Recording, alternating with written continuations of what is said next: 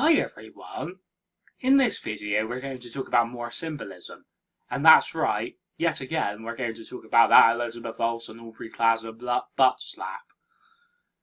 This is probably the last time I'm going to be talking about this for a while, but if there's any need to come back to it in the future, I will, don't you worry.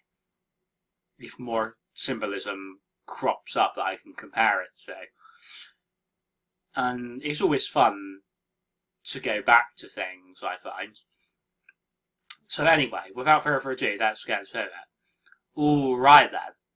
So basically, it's entirely possible that Elizabeth Olsen and Aubrey Plaza could have been friends before they appeared on this show together.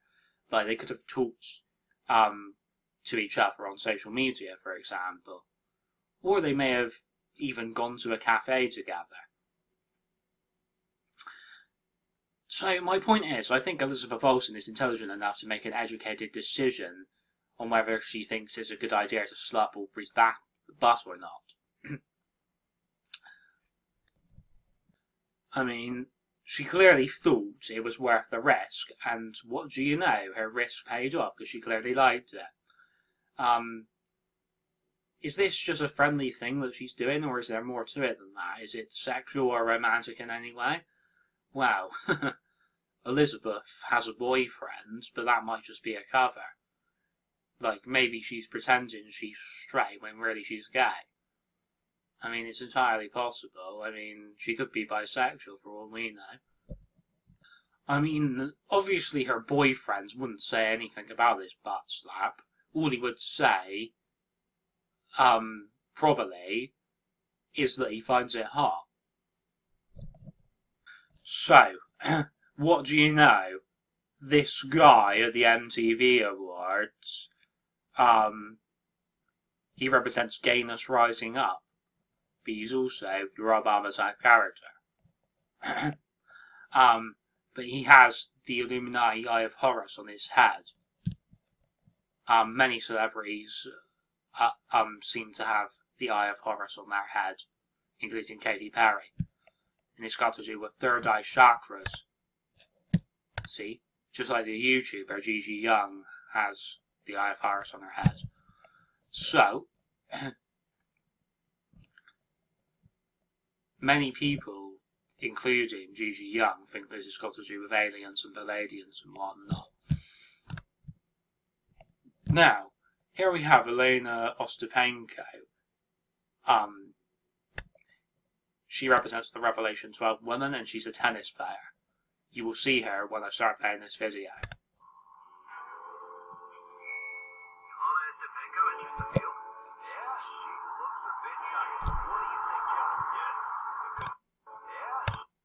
So, she's wearing white for heaven. Because the Revelation 12 woman is a heavenly angelic woman.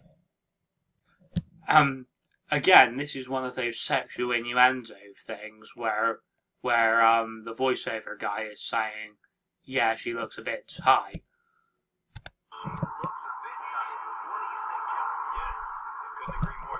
So the plan is for her ride out of here so that she can get into heaven, into her place in the wilderness. Get to the heavenly areas which are in the Pallades, apparently. Yeah, I agree. 91% is that's tough to beat. Surely she has proved her strengths, particularly in her backhand. All right. Looks like we're ready to go. Looks like we're ready to go to heaven. We're ready to get out of there. John Marie's about to start the engine. Rabbi, I feel the excitement. I mean, we don't experience these moments. I feel the excitement. So that dog, that's for the end of the time of the dog. And the end of the time of grace and mercy. Because when Satan shows up in the earth, there will be no mercy. And that's why we've got to go with Jesus to get into heaven. But we've got to go free whilst the door is open. Because once our door is closed, there's no escaping from the earth at that point. So, you see the 2018 World Cup, it finishes on the 15th of July. And that 15, that's for the 5th age of the Bible. And when the 5th angel known as Satan shows up. So, coincidentally, Wimbledon also finishes on the 15th of July. Representing that 5th age and 5th angel. Look, the qualifying for Wimbledon actually starts on the 25th of June. So, that 25 and that 15, they're both for the 5th age and the 5th angel. Thank you very much, everybody. I'll see you all at the wedding feast of the Lamb.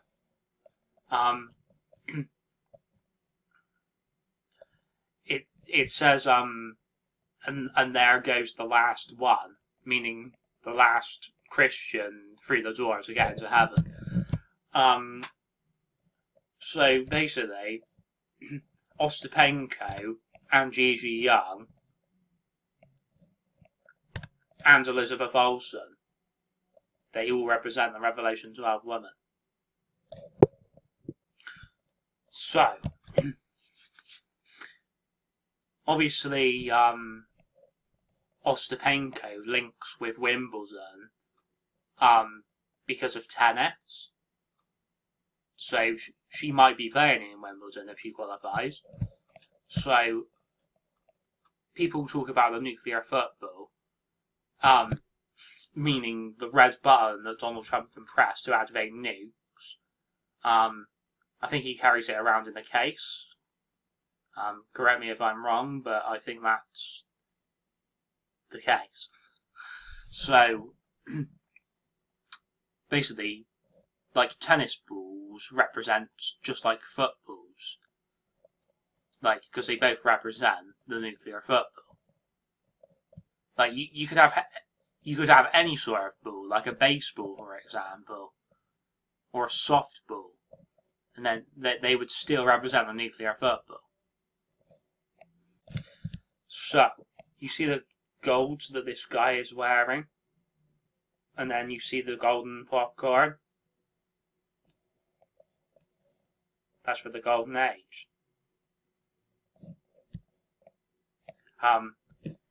For those who don't know what the golden age is, I'll expand for you.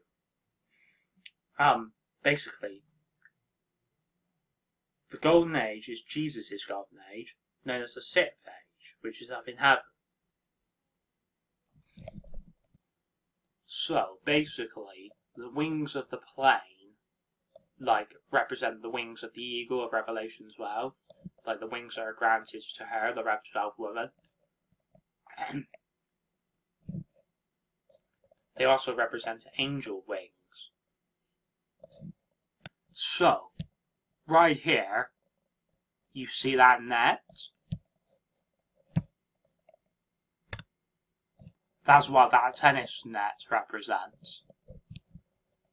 Then you see the plane and you see the Rev 12 woman. Look at this Economist cover. There's the Rev 12 woman. That's Ostapenko right there. The Alice in Wonderland character. And then you see that jet right there. That represents just like the plane. That plane there. So,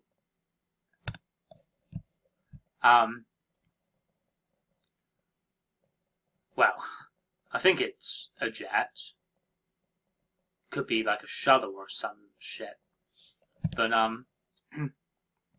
basically, again, there's that 5 for the 5th age and the 5th angel. So, basically,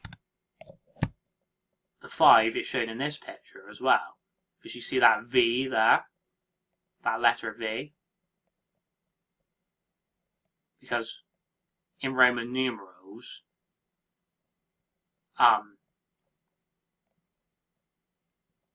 5 is a V.